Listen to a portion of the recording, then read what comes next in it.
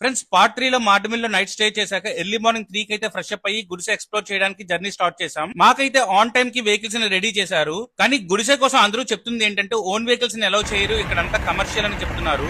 Commercial అంటున్నారు. Road stores ఎలా ఉన్నాయి తెలుసా? అసలు మన ఓన్ వెహికల్స్ లోనే రాలేము.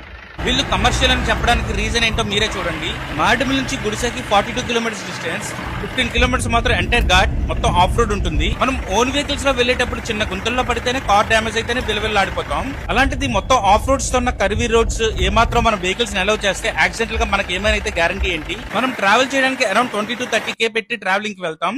అలాంటిది ఈచ్ పర్సన్ కి 1000 ఇచ్చి వాళ్ళ వెహికల్స్ లో సేఫ్ గా వెళ్ళడం ఎంతవరకు కరెక్ట్ రాంగ్ అని మీరే చెప్పండి. యాక్చువల్లీ వెహికల్ ప్రైసెస్ విషయానికి వస్తే సీజన్ టైంలో అయితే ఫుల్ డిమాండ్ ఉంటుంది, బట్ పర్సన్ కి అయితే 1000 చార్జ్ చేస్తున్నారు.